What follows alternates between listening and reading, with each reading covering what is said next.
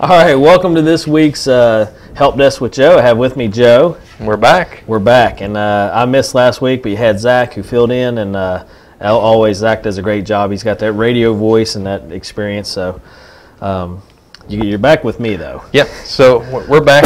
Yeah, well, Zach, he was a little shaky. He was worried about the topic, but once we got the ball rolling, we was good to go. Well, I didn't give him much preparation. I said, Zach, I'm not going to make it back in time. You've got to do the show with Joe. And he's like, what are we doing on? I said, it doesn't matter. Just go down there. Joe will fill you in. You'll pick it up and run with it, and he always does. So, yes, we was all set. But I'm happy to be back. I miss doing the show. I really like it. So we've had a couple of blooper reels, I'm sure, here, which is what we're giggling about when the show started. But we didn't have any last week, Zach, so I'm starting to see a pattern. Every time Zach's on the show, everything runs good. I'm pretty sure it's me. So you got to keep the blooper reel going, Oh, yeah. You can't have lack of bloopers. That's right. So anyway, this week, a topic that's personal to me. Mm-hmm. So go ahead and introduce us to the topic, and we'll start talking about the issues. All right. This week's topic is moving to or living in a rural area. The cons, as far as technology goes, is living in a rural area. And that's an interesting problem because, in this day and age, it's hard to really fathom. And we talked about it. We talked about last week when we were talking about this topic for this week's show.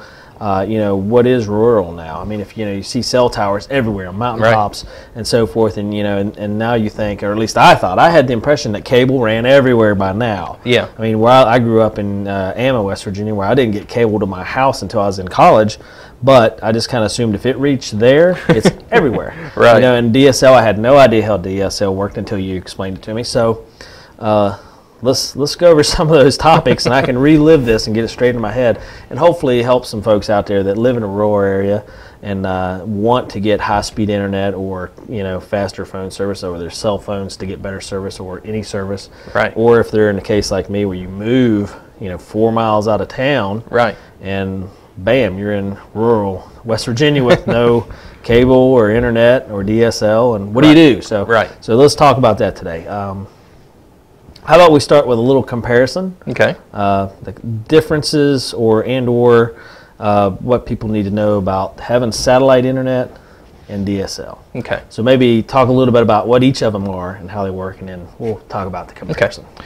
Well, DSL and cable are your high-speed internets. Okay. And cable runs through the cable coax cable line that comes through your house, and then DSL runs through your phone line. Right. The advantage of DSL is you're able to talk on the phone and go on the internet at the same time. How that works is you have 4 wires coming into your house, but you only use actually 2 of those wires for a phone. So how the DSL runs, it runs on the other 2 wires. Yep. And how DSL works is it runs 3 miles, about 3.2 miles from the central hub, wherever your central hub is. Right. In Roane County, our central hub in Spencer is down by Allegheny Properties, right. The Brown Building there, and right. It runs 3.2 miles from there. The only way you can get it extended from there is if they put like what they call a repeater, right. where it takes that and boosts it out like further from there. And that's what we talked about last week, because it ends about a mile and a half short of my house. Mm-hmm. Why would they not want to put another repeater in to get another 3.2 miles? What are some of the drawbacks? Well, the drawbacks is from the phone company side. I think it's more of a budgetary thing, right? As they don't have enough, may not have enough crew to get it done, or they don't have the budget to do it. So, I mean, it's not that they don't want to get service out to you, because that's guaranteed money in their pocket. Yeah, they can start selling it. It's just a lot of overhead on there, and I believe that's the issue. Right, and that's what we talked about. That extra 3 miles may not equal enough people, to make it worth going there yet. Right. And or, as you said, they're busy. So, right. Just may not have come to that point. So, okay, so sometimes DSL doesn't reach that far. Right, because I had a coworker that he lived off the main road, and the main road had DSL, and they fought like a year and a half to get it swapped to where they could get DSL out their road. Right. And they said that it cost the company like $50,000 to just open that up to everybody on that loop. Yep, and that's it's a tough battle. Mm-hmm. So, okay.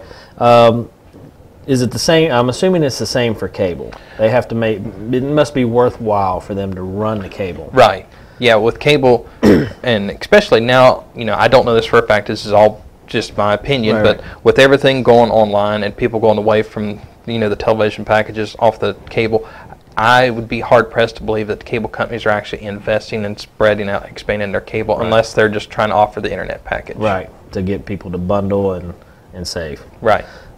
So, and I have cable in town, and it's great. You know, I get all three: phone, television, and internet, and it's easy. So when we moved out of town, it's like, shoot, you know, what do we do? So we don't have DSL, we don't have cable. That leaves satellite. Talk a little bit about satellite. Okay, satellite is, there's companies out there, Wild Blue, HughesNet. I mean, you've seen all of them on TV, and it's all the same concept. What they do is it's kind of like your satellite TV, but they have to have a separate dish. So you either mount on your house or in your yard, and you run your internet through the satellite signal. Right. The cons of that is if it's stormy, bad weather, when your TV goes out, your internet's going to go out. Yep. And then, is the speed compatible or comparable to what you would get from DSL or cable? Is that technology available now in rural West Virginia?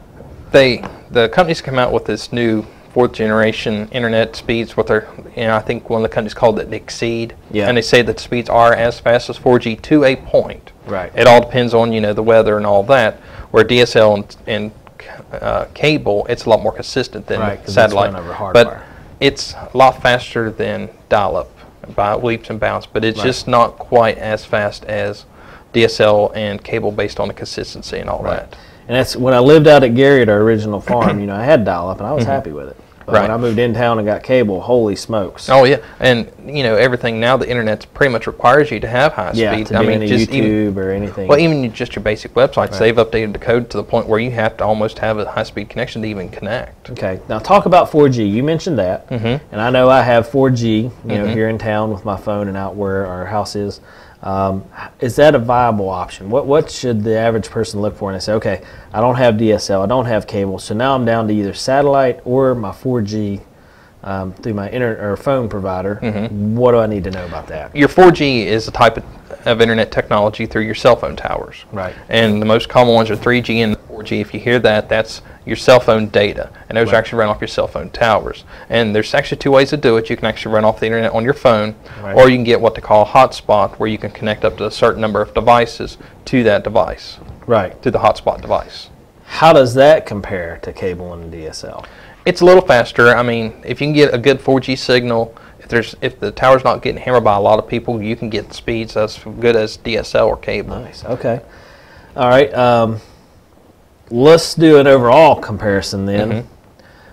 If you were sitting in a rural area and your only two choices are satellite or working out with your 4G, what are some of the pitfalls? Now, I know with the satellite you mentioned weather. If you've had any experience with Dish or a DirecTV, you know that when it rains real hard, you lose your TV. You'll lose your internet. You mentioned that. Is there any other, what's the comparables? Like if I came to you and said, Joe, and this is the real deal, Joe, I'm stuck. I have a tower and I have good 4G service, or I'm going to have to choose satellite.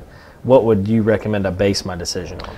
Pricing. I mean, right now, the pricing on both are almost the same. I mean, you might be able to catch a special on satellite, but the pricing on both are about the same. If you're paying probably $50, $60 a month, plus both, and a big deal breaker on me is they've got a cap on it. So you're on satellite and your 4G, 3G cellular data, you're up to at most 5 gig. Right, and there's caps on both of them. Yes. Yeah.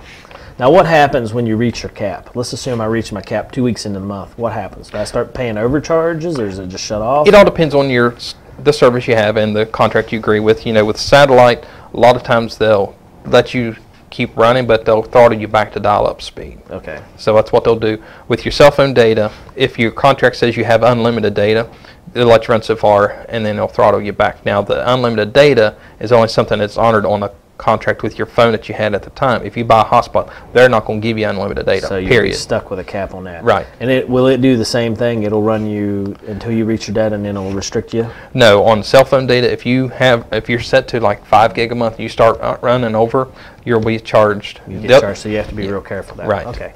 So there's pitfalls to both. And what if you're sitting there, and let's assume the packages are comparable, do you have an opinion either way, which you feel would be the better aspect to look at? If the prices are the same, and I would almost go with the cellular data. Just one, the speed is much faster. Right. It's much faster, and with the speed, it's portable.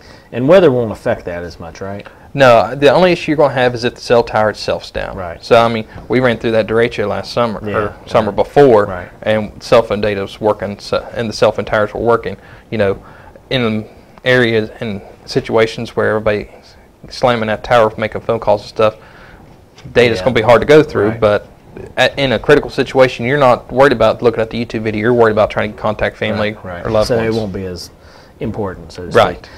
What about requirements? Is there any requirements that you think that would should be looked at when talking about picking up a different policy with either satellite or cell phone? Well, it'd be something that you'd want to look into is if you do a lot of traveling, or if you want to be able to take your internet with you on vacation, you take a hotspot, throw it in your backpack, and take it with you.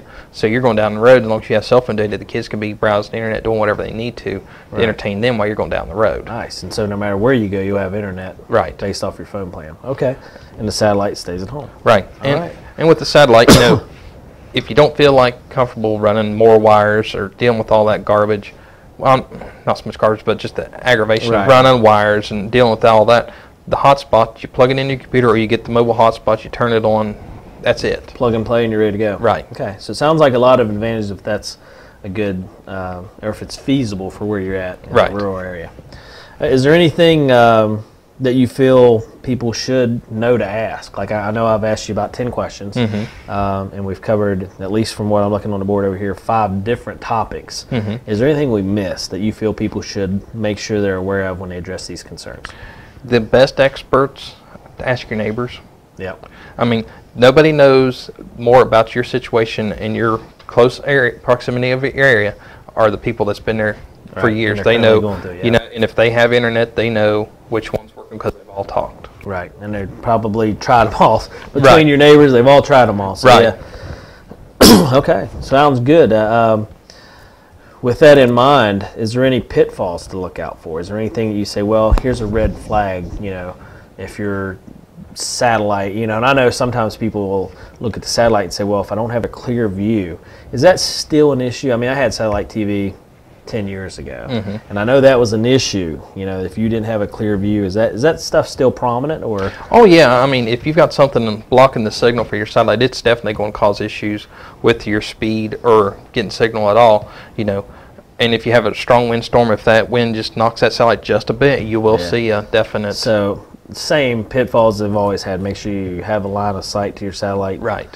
And then I assume it's the same thing. Is there anything that you feel if you went with a cell phone data package that way, what signal should you have? I mean, if you have less than 2 bars, did you say, okay, I'm not going to get data response, or what do you feel is appropriate in that? If you have a cell phone now, see what kind of signal you have in the house, because I mean, if you don't have signal inside your house, you're wasting your time and your money buying a hotspot. Check. But if you're able to get signal outside, a good steady signal, we can use that booster that we talked about in one of the earlier. You read my mind, Joe. We didn't prep this before the show, but I was going back to the booster you were talking about. That's where I was swinging towards, because I know in different parts of my house I have better signal. Right.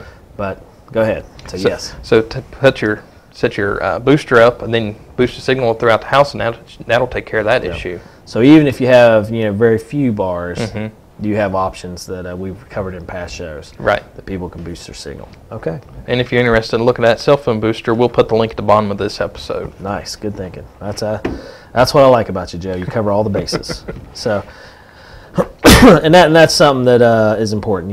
Not only can people call you and say, okay, here's where I'm sitting, I don't know what to do, which is the conversation we had last week. Right. Joe, I'm moving to a new house and I don't know what to do. I don't have DSL, I don't have cable, I don't know what to do.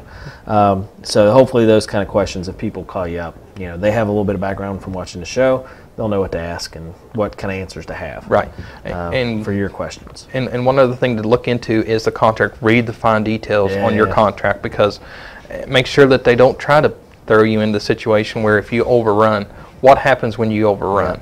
See. And check and see what kind of terms that you're agreeing to, if it's a 1-year, 2-year agreement, because the situation you're running into, there's rumors going around that high speed's coming, but who's to say that you sign up for that package today and tomorrow the company turns on your DSL? Are you stuck for another year, 2 years? What's the buyout? Because if you're stuck in a contract, you're definitely looking at a couple $100 buyout. Oh yeah. So important stuff, and I agree with you wholeheartedly. Read the fine print, know what you're getting into. Right. And talk to your neighbors, because my neighbors have already told me the rumor is it's on its way. Right. Within a couple of months. So that could change what we do. Right. And a couple months could mean tomorrow, 6 months from now, a year and a half from now. It's just be prepared to, what you're going to run into if high speed does become available. And what you need to do based off that. Right. Okay. Any last advice, or what do you think? If you were sitting in my shoes, moving to a rural area, no DSL, you already said pretty much look at the data packages and compare them, but what would you tell someone? Is this something that they could viably call you and say, Joe, I'm stuck, and do what I did last week, and you're ready to answer those questions, I assume? Oh, yeah. I mean, we'd be more than happy to help people out. This is actually a common question I get a lot. People say, I just asked you last week, and you gave me tons of information. So, and it's not often I get this question, but it's fairly often I get that question. I'm moving, or I can't get DSL. What can I do? What are my options? So, I mean, it's a question that a lot of people have that either they don't think to ask, or they just, it's one of those things, well, this is where we're at, so we just deal with it. Well, what I ran into last week after talking to you, I mentioned to a couple other people, and like, yes, my kids, are going into first and second grade, or have started first and second grade, and they are learning how to use the computer now. And at home, we don't have internet, and we miss out. So for kids and people that are having kids that get to that age, it's important to them. So if someone wants to get a hold of you, they have the same questions I have, or different questions, how can they do that? You can give us a call at our offices at 304-927-3588, or check out our website at amdigitaltechnologies.com. Or do like I do, friend you on Facebook, see those daily specials. That's right. Send you messages in the middle of the night saying, Joe, I need help. and that's your Facebook page. Yes. Okay. Yeah, it's AM Digital Technologies on Facebook. Follow us on Twitter at AM Digital Tech. Yep. And get all the good news. And remember, folks, anything technology related, shop locally, buy locally. Joe and Cena. Cena's behind the scenes doing production work. And hey, and waves back. It's nice. So with that in mind, and we talked about this earlier, you guys have put a lot of time and effort. Cena Works production with our students now, our middle school students. You're converting our shows over to podcasts, and we're getting ready to renovate the studio. You guys have done a lot of work behind the scenes, and I know I say that every week, and I keep thinking, boy, we haven't done anything here behind the camera. Right. But on this side of the camera, changes are making rapid progress. Yes. So you'll start to see some changes in our show, and we'll get more professional. We got to get done behind the scenes before we can do in front of the screen. All the pretty faces are on this side. That's right. So it can wait. But if you have any more questions, watch our past shows. And again, shop locally for the people that are helping out our community, helping out our kids. And that's Joe and Cena with A&M Digital Technologies. Hosting this show, converting everything to podcasts, working with our kids in our Patch After School program. So you guys are great people. Hopefully people will shop with you. Remember that. Christmas is coming up. You mentioned some Black Friday specials. Yes. And you're doing some stuff in town that's going to be awesome. You want to cover that real quick? Yeah, for our live audience, we are doing demos, giveaways at Hair Magic. They're having a fall festival tomorrow and Thursday. The dates are November 6th and 7th. 6th and 7th. There we go. Yeah. I'm glad I didn't guess, because I was going to say the 5th, but I don't. That's why I carry my calendar with me. We're going to be there giving away stuff, doing live demos with our Whoosh Screen Shine product that we just became an authorized reseller for, which we're really excited for. We're giving away an Android tablet, so all you got to do is stop down. No purchase necessary. Stop down and say, hey, I want that tablet. We'll put you in the list, and we're drawing Thursday after when it's all said and done. Yep. Sounds great. Again, shop with A&M Digital Technologies. If you have any questions, issues, or problems, or you just need to have a conversation like I do about what's coming up or what's going on, call Joe and Cena at A&M Digital Technologies, the hosts of this show. And we'll see you next week with a new topic. Sounds good. And giving away some more stuff. See you then.